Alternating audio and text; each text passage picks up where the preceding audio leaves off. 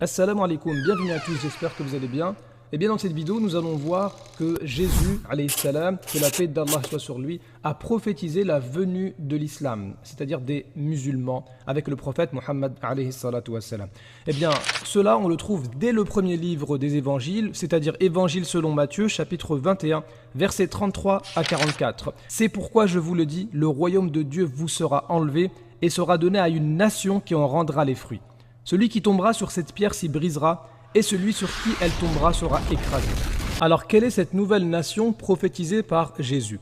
Eh bien, on sait qu'il n'y a que deux grandes nations qui viennent après Jésus, soit ce sont les chrétiens, soit ce sont les musulmans. Il n'y a pas de troisième. Eh bien, pour savoir c'est qui, est-ce que ce sont les chrétiens ou les musulmans qui sont concernés, qui sont ici la nouvelle nation qui doit venir rendre les fruits? Eh bien, il suffit de lire correctement la parabole. Alors, je vais vous donner deux preuves irréfutables que c'est l'islam et que c'est les musulmans. Regardez bien. Au verset 40, il est indiqué « Maintenant, lorsque le maître de la vigne viendra, que fera-t-il à ces vignerons ?» Donc là, ces anciens vignerons qui représentent le peuple d'Israël.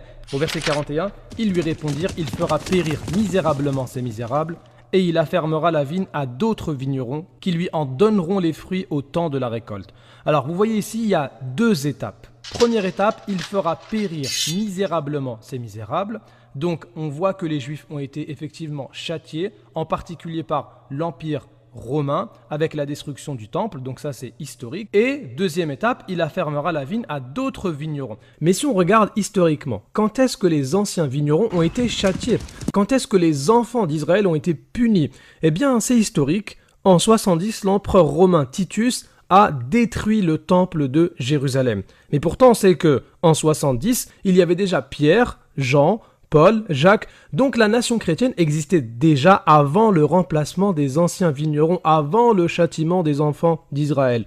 Et donc cette parabole-là qui indique que la nouvelle nation doit venir après le châtiment, donc après 70, c'est-à-dire que les chrétiens, la nation chrétienne n'est même pas concernée par cette parabole. Deuxième preuve irréfutable, dès le premier livre de la Torah, c'est-à-dire la Genèse, au chapitre 17, au verset 20, il est annoncé à Abraham une future nation à travers Ismaël. À l'égard d'Ismaël, je t'ai exaucé.